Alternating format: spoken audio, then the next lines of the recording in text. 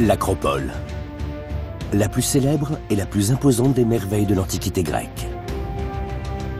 Ces temples avaient des dimensions presque inimaginables. Comment ces édifices défiant les moyens techniques de l'époque ont-ils été érigés? C'est vraiment fascinant, c'est un immense puzzle à reconstituer. Quels rituels ont-ils abrités? Et comment ont-ils résisté à l'épreuve du temps alors que d'autres sont tombés en ruine?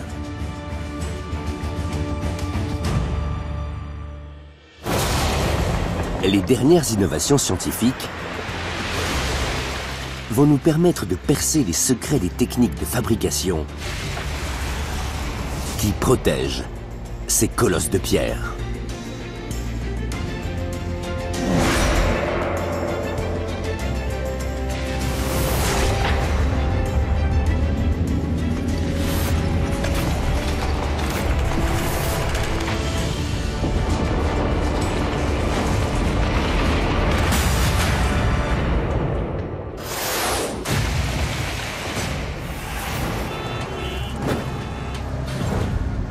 Sur un rocher massif surplombant la ville d'Athènes, se dresse un lieu emblématique de la civilisation occidentale. L'Acropole. Ici, il y a 2400 ans, les Grecs ont érigé un extraordinaire ensemble de temples dédiés au culte de leurs dieux.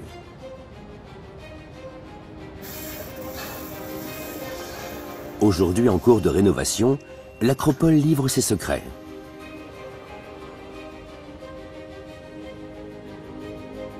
Les travaux conduits sur ces deux principaux édifices, le Parthénon, que le monde entier connaît, et les Propylées, l'entrée monumentale, lèvent le voile sur de nombreux mystères. Le Parthénon était le plus grand temple de son époque.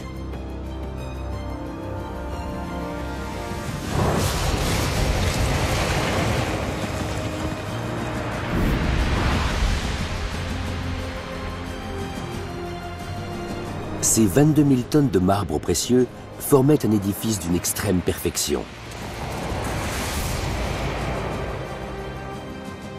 Ces 13 000 pierres individuelles s'assemblaient avec une telle précision que ces jointures étaient étanches. Ces 58 colonnes massives étaient à l'épreuve des tremblements de terre. C'est une structure que l'on peut qualifier d'extraordinaire.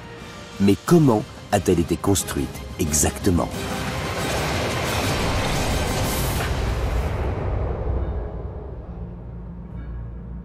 Le secret de la perfection du Parthénon réside en premier lieu dans le matériau qui le constitue, le marbre. Massif, ces plus grands blocs pèsent près de 10 tonnes chacun. Mais il n'y avait pas de marbre à Athènes. Alors, où les Grecs de l'Antiquité ont-ils trouvé ces blocs colossaux? Et surtout, comment les ont-ils hissés au sommet de la colline?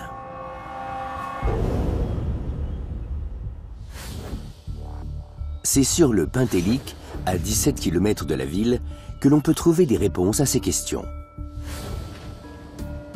Edith Hall, historienne, est venue ici pour assembler les pièces de ce puzzle antique. Le Parthénon est né ici.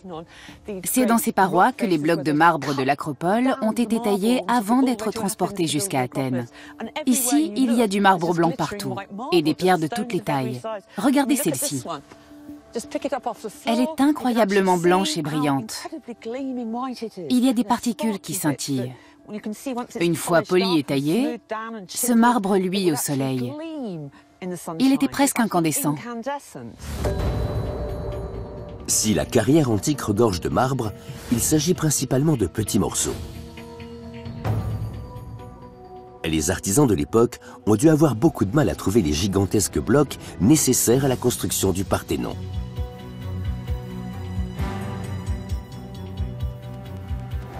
Aujourd'hui, les ouvriers qui travaillent sur cette carrière du Pentélique sont confrontés au même problème. Le marbre extrait de ces parois est très prisé, et pour cause. Il est très précieux à cause de sa qualité, de sa blancheur. Il provient du même gisement que le marbre utilisé par les Grecs de l'Antiquité et sert aujourd'hui à restaurer l'acropole. C'est exactement le même marbre que celui qui a servi à construire le Parthénon. Il ne vient pas de la même carrière, mais c'est le même gisement.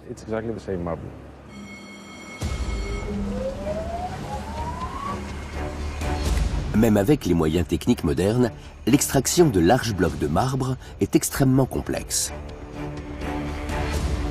De multiples fissures naturelles rendent la roche très fragile.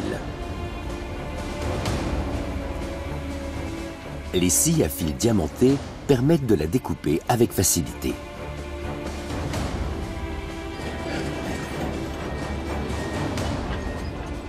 Mais une fois extraits, les blocs ont tendance à s'effriter.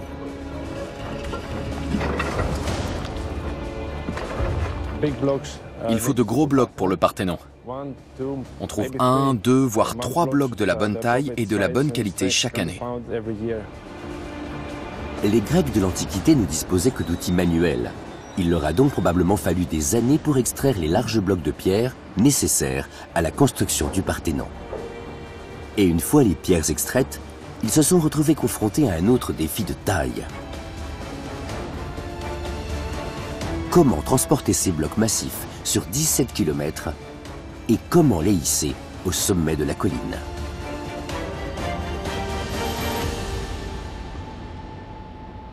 Edith pense avoir trouvé des éléments de réponse sur le site de l'ancienne carrière. Je me trouve actuellement sur la route qui servait à transporter tous les blocs de marbre de la carrière à Athènes, puis à l'acropole elle-même. Ça descend, c'est même assez raide, mais le terrain est régulier et peu accidenté. Le tracé de la route est relativement droit de façon à ce que le trajet soit le plus court possible, parce que c'était un travail herculéen pour les ouvriers. Des charrettes tirées par des mules transportaient les pierres jusqu'à Athènes. Mais une fois sur place, la véritable difficulté consistait à hisser le marbre au sommet de l'acropole. La colline culmine à 70 mètres au-dessus de la ville. Les Grecs n'ont pas pu se contenter de hisser ces blocs massifs accrus dans le vide. Alors, comment s'y sont-ils pris? La première étape de leur solution a consisté à rendre l'ascension plus facile. Aujourd'hui, le chemin qui mène au sommet de l'acropole est particulièrement raide. C'est le chemin emprunté par les blocs de marbre qui ont servi à construire les temples. Mais il n'en a pas toujours été ainsi.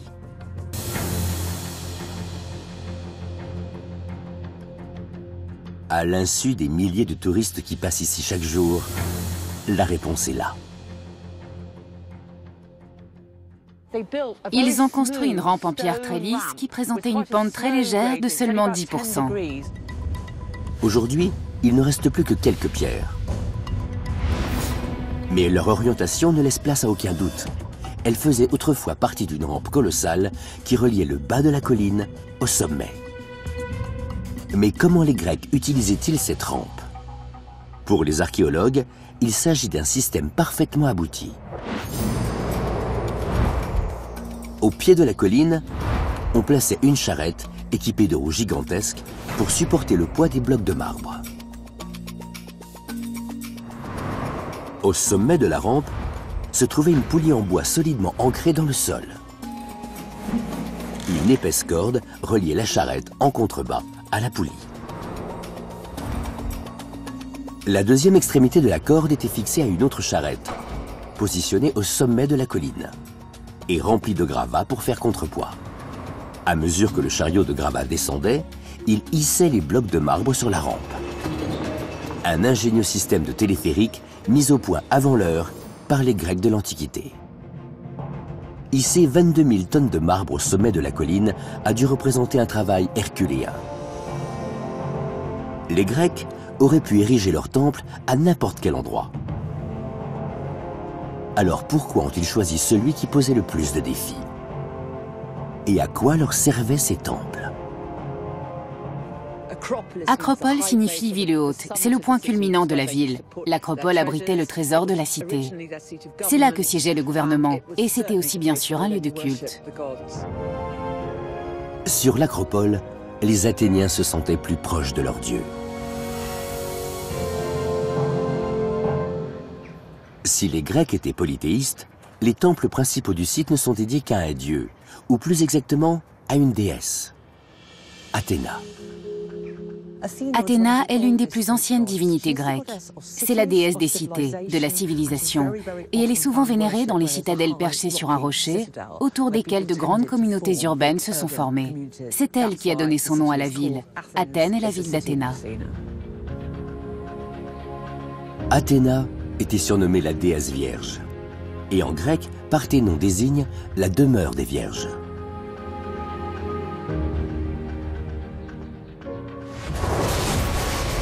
Les témoignages historiques nous révèlent le faste et la démesure qui caractérisaient autrefois le temple. À l'intérieur se dressait la statue d'Athéna.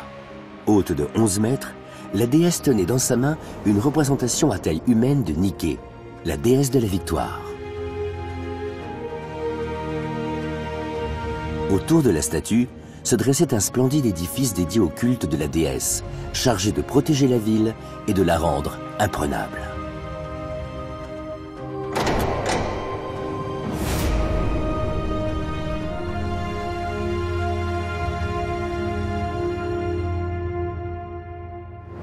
Récemment, les archéologues ont fait une découverte incroyable sur le site.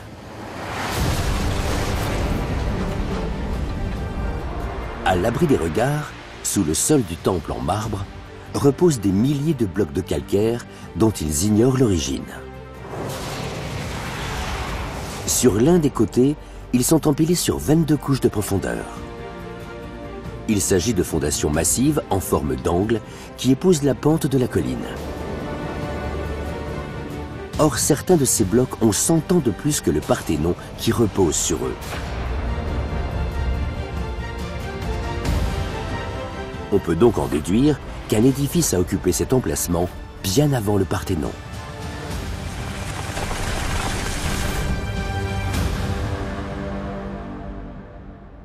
Quelle était cette mystérieuse structure et que lui est-il arrivé? Elisabeth Siumpara, archéologue, tente de répondre à ces questions. Qu'est-ce que ça donne, Costa? 4,1. Avec son équipe, elle tente de rassembler les pièces d'un immense puzzle tridimensionnel. Entre les murs de l'acropole, des milliers de fragments jonchent le sol. Et tous ne sont pas en marbre. Certains sont en calcaire. Ce sont probablement les restes de la structure qui s'élevait ici, avant le Parthénon. Tous ces blocs sont numérotés. Elisabeth cherche à retrouver les fragments de calcaire qui s'assemblent. C'est un travail de fourmi. Le projet a commencé il y a plus de 30 ans. Nous avons déjà trouvé près de 23 000 blocs. Notre principal objectif, c'est d'identifier l'origine de toutes ces pierres. C'est un immense puzzle. Un immense puzzle avec un prix extraordinaire à la clé. Ah, génial! Si l'équipe parvient à identifier assez de fragments consécutifs, elle pourra reconstituer le bâtiment d'origine. C'est probablement une tuile. C'est très rare. Chaque fragment est numéroté et toutes les données relatives à ce fragment sont consignées sous ce numéro. Les mesures, de quoi il s'agit, de quel monument il vient lorsqu'on le sait. Ensuite, on saisit tout dans notre logiciel et on réalise une reconstitution du bâtiment. Après plusieurs années de travail, les archéologues ont fait une découverte de premier plan. À l'aide des petits fragments rassemblés, ils ont calculé les dimensions d'une mystérieuse structure.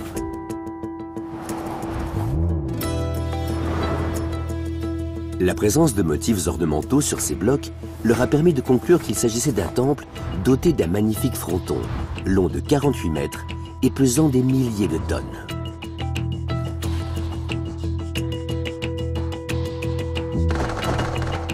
l'édifice se dressait fièrement sur des fondations en calcaire qui se trouvent encore sous le Parthénon que nous connaissons aujourd'hui.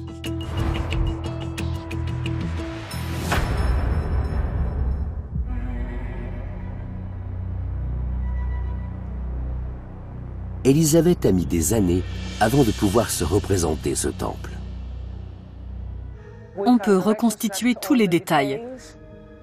Grâce à quelques motifs détaillés, elle a identifié les principaux blocs de l'édifice, puis les a assemblés sur ordinateur. Après avoir trouvé tous les fragments, on a dû identifier d'où ils venaient. Il a fallu assembler tous ces petits morceaux pour reconstituer le bâtiment dans son intégralité. Fait surprenant, l'ancien temple était également un Parthénon, construit bien avant celui que nous connaissons aujourd'hui. Mais que lui est-il arrivé?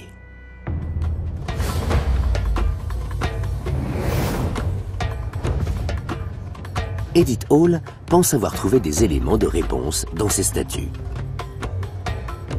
Ce sont les vestiges du temple d'Athéna qui se dressaient à l'endroit où se trouve le Parthénon aujourd'hui. Et ils sont extraordinaires. Ces statues ont été sculptées juste avant qu'Athènes ne devienne la première démocratie du monde. Elles représentent des hommes qui luttent contre des créatures de la mer.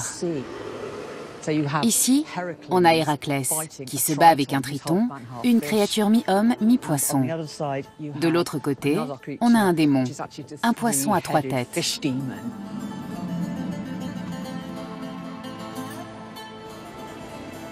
Au centre, 2 lions dévorent un taureau. Ce sont des sculptures très simples, beaucoup plus primitives que ce que l'on peut voir sur le Parthénon qui a survécu.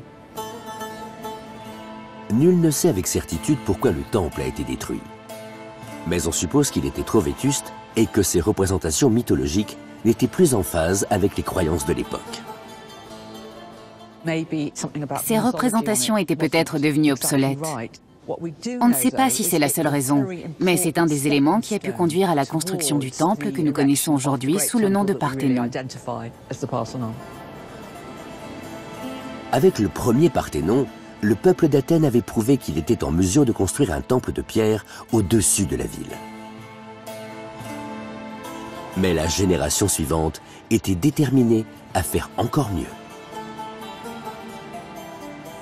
Elle y est parvenue, puisque l'acropole que nous connaissons aujourd'hui compte parmi les plus grandes réalisations de l'Antiquité.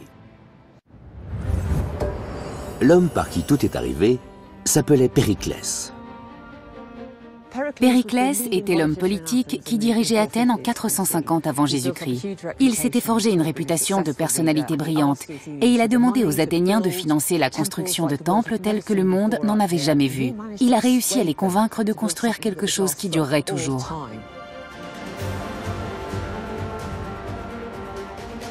Il s'agit d'un tournant dans l'histoire de l'humanité. C'est le début de l'âge d'or de l'Antiquité grecque. Une période qui voit naître la démocratie et les grands philosophes.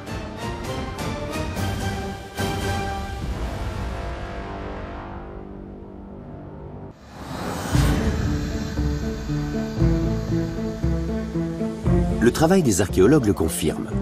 Les temples de l'acropole comptent parmi les édifices les plus extraordinaires que l'homme ait jamais bâtis.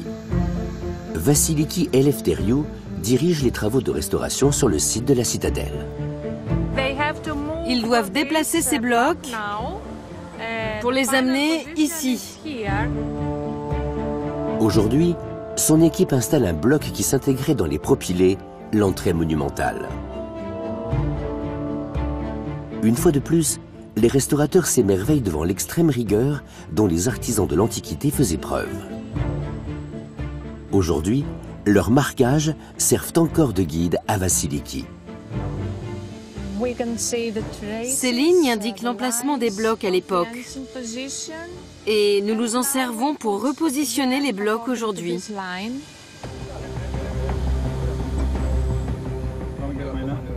Être à la hauteur de ces anciens bâtisseurs est un véritable défi, même avec les techniques modernes. Aujourd'hui, nos ingénieurs admirent le travail de leurs antiques prédécesseurs. Ils avaient des secrets que nous ne connaissons pas. Comment les Grecs parvenaient-ils à assembler leurs blocs de manière étanche? Cela reste une énigme.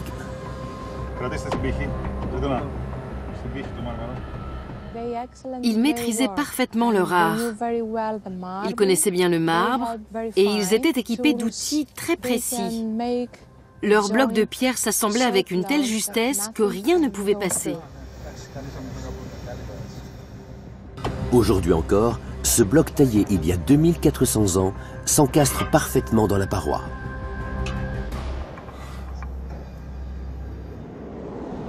Pour construire l'acropole, les Grecs de l'Antiquité ont dû répéter à l'échelle industrielle cette opération d'une extrême précision. Comment ont-ils fait?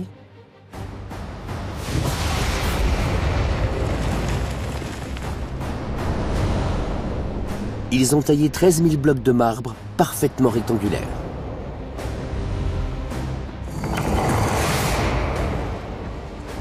À l'aide de ces blocs, ils ont érigé des murs de 12 mètres de haut. À l'extérieur, ils ont empilé plus de 600 tambours en marbre pour former 58 colonnes hautes de plus de 3 étages. Sur ces colonnes, ils ont posé des pierres pesant jusqu'à 10 tonnes. Comment les Grecs de l'Antiquité sont-ils parvenus à soulever des blocs aussi massifs et à les positionner avec une telle précision?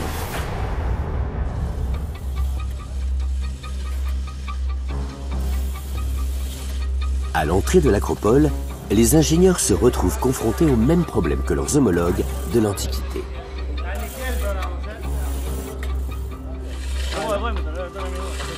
L'architecte Konstantinos Karanassos et son équipe doivent hisser un authentique tambour sur une colonne.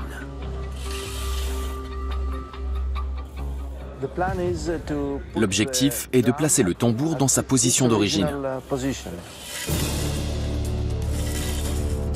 Soulever ce vieux bloc de marbre demande une extrême précaution.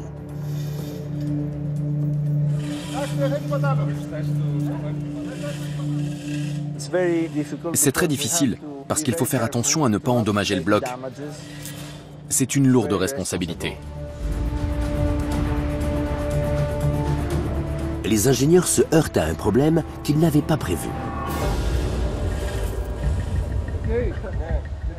Les sangles courent sous le tambour, empêchant de poser le bloc directement sur la colonne. Comment s'y prenaient les ingénieurs à l'époque? Un bloc de marbre parmi les milliers qui composent l'acropole permet de répondre à cette question. Ce bloc est différent des tambours finaux.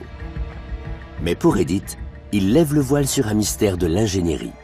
C'est très intéressant. C'est un des tambours de colonne tel qu'il sortait de la carrière. Là-bas, on leur donnait cette forme circulaire, mais on laissait ces protubérances. À quoi ces protubérances servaient-elles? Les Grecs de l'Antiquité disposaient de grues en bois capables de hisser des blocs de 10 tonnes sur une hauteur équivalente à 3 étages. Les tambours n'étaient pas sculptés. Ils comportaient des protubérances ou bosses qui permettaient de les soulever à l'aide de cordes et de les libérer tout aussi facilement. On empilait 11 tambours pour construire une colonne. Puis on sculptait les cannelures de manière parfaitement alignée. Ainsi, toutes les colonnes du Parthénon étaient parfaitement identiques.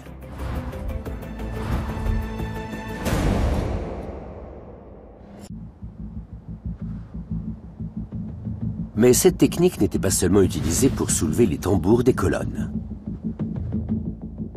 Comme le montre ce mur peu habituel, des propylées. La protubérance que vous voyez ici servait à soulever et positionner les blocs de marbre. Les ouvriers utilisaient ces bosses pour soulever les blocs et les mettre en position.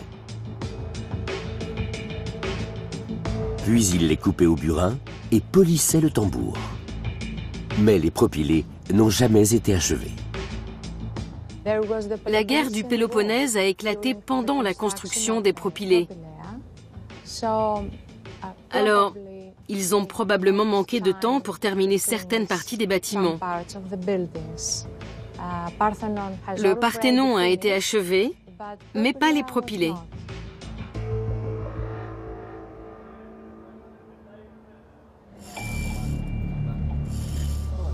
Non, non, il sera placé ici.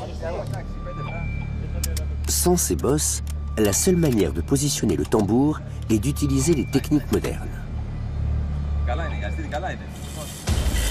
Les ingénieurs enroulent les cordes autour du tambour au lieu de les faire passer sous le bloc. Mais la grande difficulté consiste à maintenir le marbre à l'horizontale. On essaie de le soulever à l'horizontale, parce que c'est la position dans laquelle il sera placé sur l'autre tambour. Il faudra 2 jours à l'équipe pour placer le tambour dans sa position d'origine et franchir une nouvelle étape dans la reconstitution des propylées.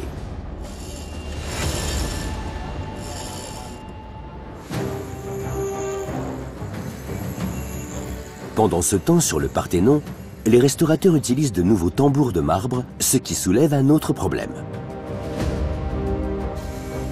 Même à l'aide d'outils électriques, la taille des cannelures est une opération très délicate. Le moindre dérapage, et c'est toute la colonne qu'il faut changer. Pour reproduire les mêmes sillons qui se rétrécissent vers le haut de la colonne, on utilise des patrons en plastique. Il faut environ 5 mois pour achever un seul tambour. Les Grecs de l'Antiquité n'ont mis que 6 ans pour réaliser toutes les cannelures du Parthénon. C'est une prouesse remarquable.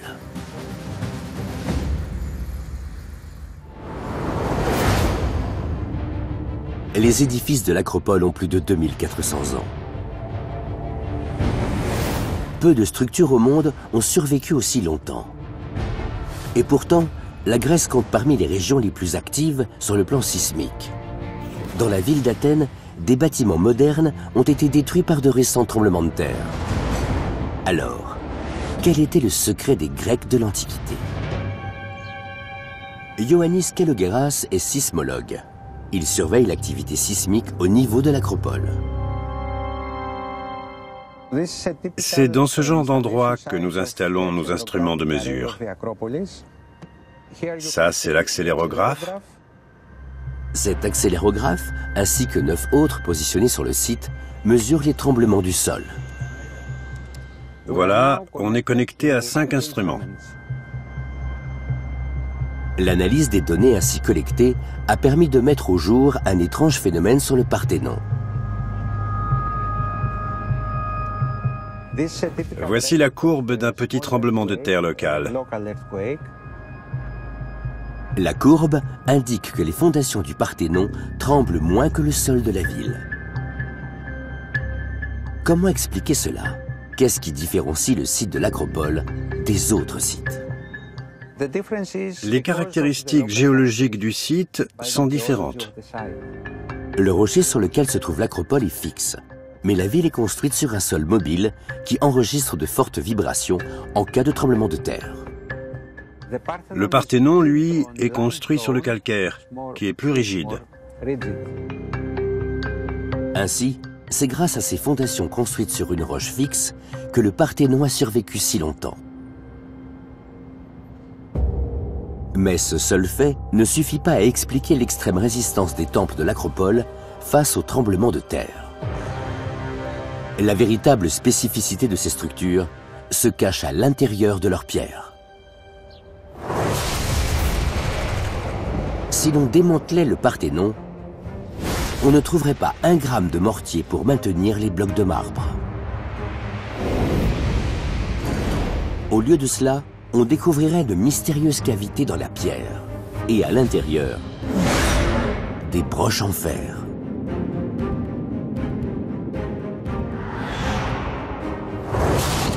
Les tambours des colonnes sont reliés entre eux par des cales et des chevilles en bois. Et ce sont ces pièces en fer et en bois qui protègent le temple en cas de tremblement de terre. Mais comment?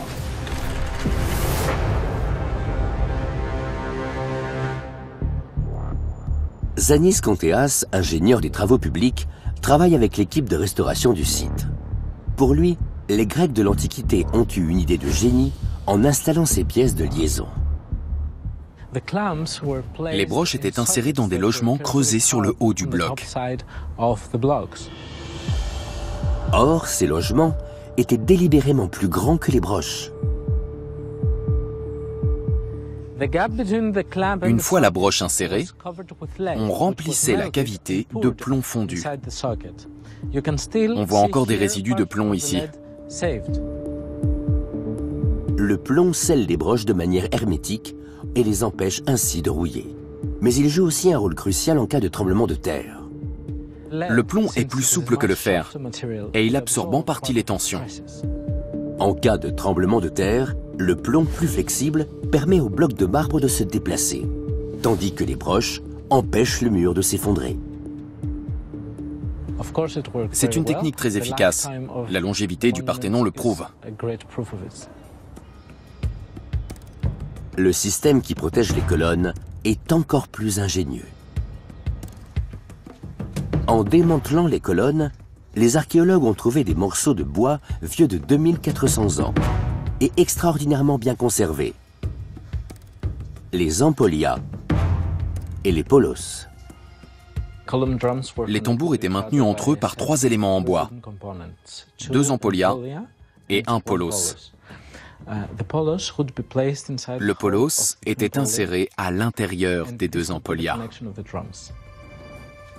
Ces éléments sont intacts grâce à l'ingéniosité des bâtisseurs de l'Antiquité.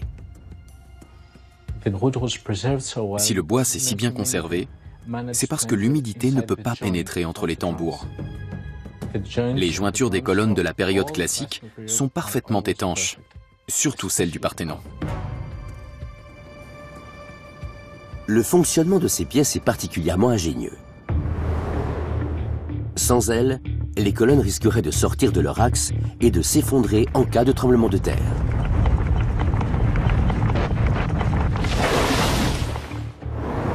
Les empolias ont pour fonction d'éviter cela. Insérées au cœur des tambours, elles agissent à la manière d'articulations flexibles. Grâce à leur forme spéciale, les colonnes sont libres de se déplacer en cas de tremblement de terre. Mais les tambours restent alignés.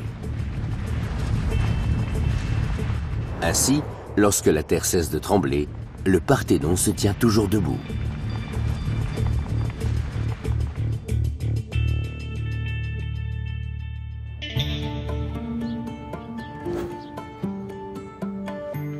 Les archéologues ont même réussi à prouver que cela fonctionnait dans la pratique. Nous avons la chance d'avoir un exemple de déformation résultant du déplacement latéral de 2 tambours pendant un tremblement de terre. Sous l'effet du cisaillement, le polos s'est déformé, mais il s'est extrêmement bien conservé. Le bois maintenait les pierres entre elles. Il se tordait, mais ne rompait jamais. Les techniques des bâtisseurs grecs étaient si efficaces qu'elles sont utilisées par l'équipe qui restaure l'acropole aujourd'hui. Les ingénieurs remplacent les pierres manquantes par de nouveaux blocs de marbre. Aujourd'hui, les archéologues posent un nouveau bloc de marbre sur le mur du sanctuaire du temple. Roselia Christodoulopoulou, architecte, dirige les opérations. Nous allons essayer de positionner ce bloc de marbre. Pour fixer chaque bloc à celui du dessous, les Grecs de l'Antiquité utilisaient des broches en fer. Aujourd'hui, les restaurateurs utilisent du titane, qui ne rouille pas. Et au lieu de recouvrir les broches de plomb, ils les scellent avec du ciment. Chaque pierre est renforcée par une broche qui la rend plus résistante au tremblement de terre. Le mortier est un mélange particulièrement friable. En cas de tremblement de terre, il se désagrège, permettant au bloc de se déplacer, tout comme le faisait le plomb. Après plusieurs mois de préparatifs, il faut à peine 10 minutes pour placer le bloc dans sa position finale. En utilisant les méthodes éprouvées de leurs homologues de l'Antiquité, les ingénieurs espèrent construire une structure à l'épreuve des siècles.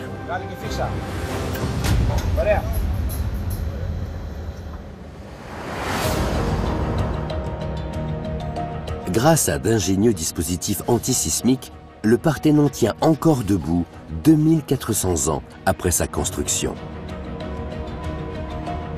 Aujourd'hui, pour la première fois, les scientifiques peuvent examiner ces murs de près. Et ils ont fait une découverte qui pourrait lever le voile sur un fascinant mystère. À quoi cet édifice emblématique ressemblait-il exactement? Eleni Agelakopoulou, ingénieur chimiste, parcourt le Parthénon en tentant d'en savoir plus sur ces édifices. Les éléments de réponse sont peu nombreux. Mais le plus parlant se cache dans cette tour qui fait partie d'une mosquée construite au XVIe siècle à l'intérieur du Parthénon. À travers un trou dans le mur, on peut apercevoir une partie de l'ancien temple grec. Il manque des blocs dans ce mur. On peut voir très clairement les sculptures très travaillées qui ornaient cette zone, comme ces œufs et ces flèches.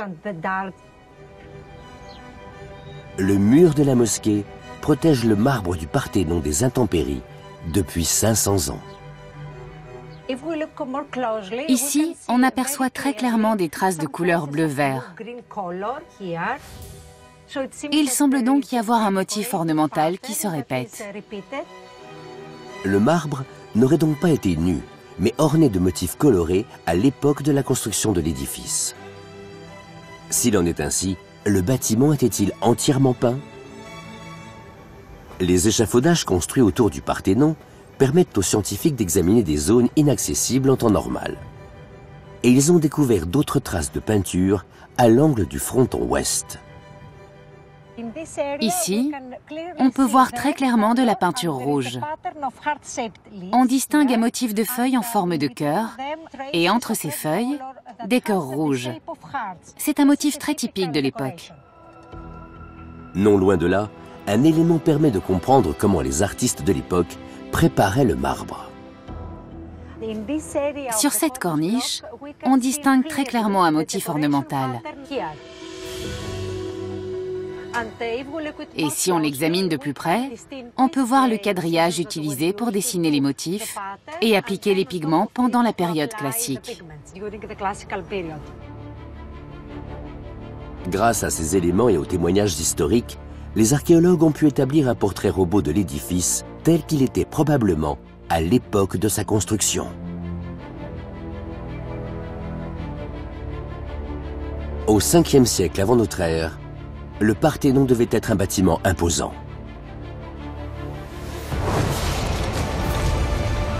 À l'intérieur du sanctuaire, une véritable débauche de marbre et de couleurs attendait le visiteur. Athéna arborait une cape et une armure recouvertes de plus d'1 tonne d'or. Et ses membres étaient sculptés dans un ivoire rutilant. Des motifs aux couleurs flamboyantes ornaient le plafond.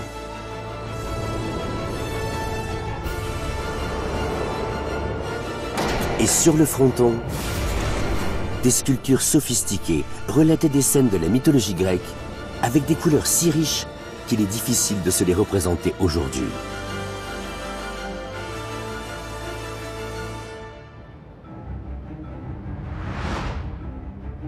Malgré toutes ces traces de couleurs, un mystère reste entier.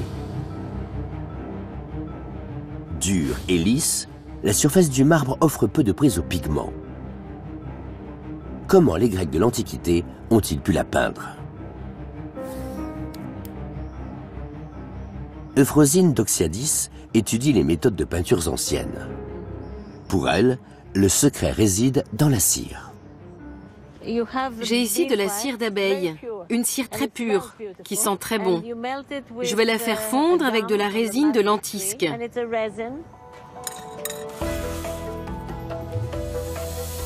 Pour fabriquer cette peinture spéciale, Euphrosine fait fondre la résine avec la cire d'abeille. Puis, elle ajoute un pigment pour colorer le mélange. Elle trace ensuite le contour de son motif. On utilisait un pochoir pour dessiner le motif. La pierre que je suis en train de graver est très dure, aussi dure que le marbre du Parthénon. Il faut être très précis pour obtenir une belle rainure, mais c'est ce qui permet de maîtriser la cire. Il faut faire vite, car en refroidissant, la cire se solidifie. À l'aide d'un pinceau, je l'applique très rapidement dans le pochoir. La chaleur permet au mélange d'adhérer. Je passe la pointe du pinceau sur la flamme pour éliminer toute humidité. La cire scelle le marbre et fait un avec lui. Cette technique nécessitait beaucoup d'adresse. Les peintres devaient être encore plus habiles que les sculpteurs. Seuls les meilleurs artisans travaillaient sur le chantier du Parthénon. Les peintures du temple d'Athéna devaient donc être spectaculaires.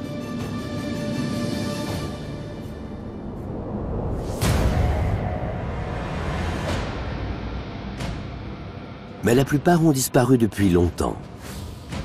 Si les restaurateurs n'agissent pas rapidement, la pierre qui leur servait de support pourrait bien connaître le même sort. En effet, les attaques successives ont fragilisé le marbre. Au XVIIe siècle, des boulets de canon ont laissé des cratères.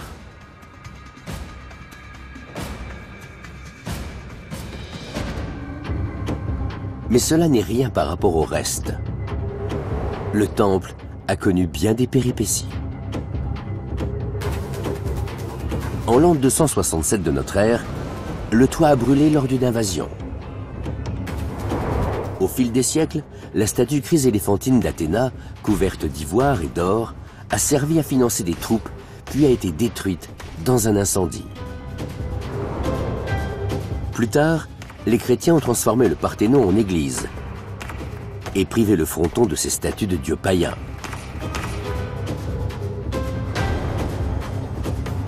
En 1687, le cœur du bâtiment s'est effondré sous l'effet d'une explosion de poudre à canon. Aujourd'hui encore, les bâtiments de l'acropole sont menacés. Anastasia Panou se bat pour les sauver. Comme vous pouvez le voir, la situation est critique. Il y a une dégradation due à des facteurs atmosphériques et biologiques. Le marbre s'effrite. Bref, nous sommes en train de le perdre. Une des origines du problème se trouve au cœur même des pierres. Lorsque l'édifice a été restauré pour la dernière fois, il y a 90 ans, de nouvelles broches en fer ont été insérées pour maintenir les blocs de marbre.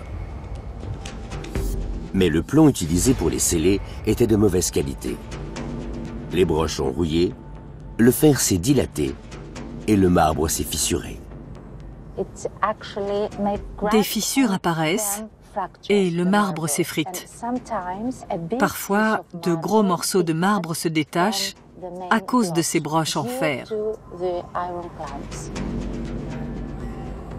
Les archéologues ont extrait plus de 900 broches rouillées du Parthénon.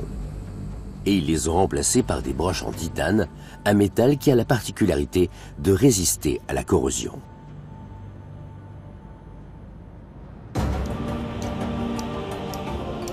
L'équipe doit également remplacer les morceaux de marbre qui se sont détachés.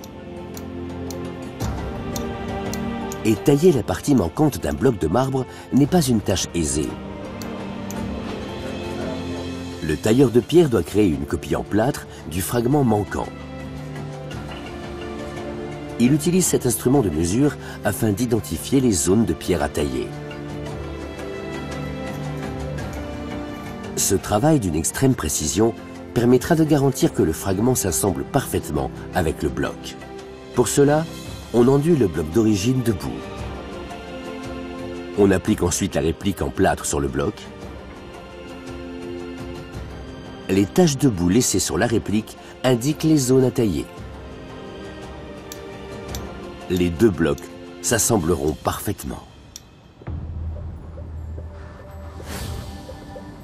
Pour l'instant, les nouveaux fragments sont plus blancs que les blocs d'origine. Mais avec le temps, ils se fondront avec le vieux marbre. Celui qui a été restauré il y a 35 ans a déjà commencé à ternir. À terme, il aura la même couleur que le marbre d'origine. Aujourd'hui, il ne reste plus que les sculptures les plus abîmées du Parthénon. Les plus belles et les mieux conservées ont été remplacées par des répliques en pierre et sont exposées au musée de l'Acropole.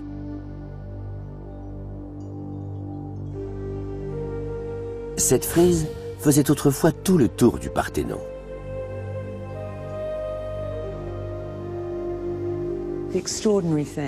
Chacun des blocs qui composent cette frise est un chef-d'œuvre. La façon dont elle est exposée ici permet de se mettre à la place de celui qui visitait le temple autrefois. L'observateur participe à une longue procession. Il y a des chevaux qui galopent, des individus qui marchent, d'autres qui portent des choses, des dieux, des déesses, des serviteurs, tous réunis en l'honneur d'Athéna. Celui qui visitait l'Acropole pour la première fois devait être très impressionné. En arrivant là-haut, il découvrait un lieu plein de couleurs, plein de vie, noir de monde. Cela devait être une expérience très intense. «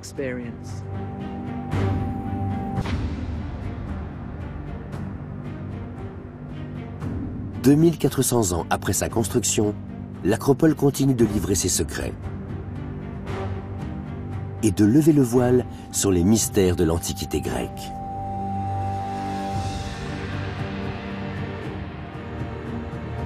Plus nous l'explorons, plus nous mesurons combien cette citadelle d'un autre temps est extraordinaire.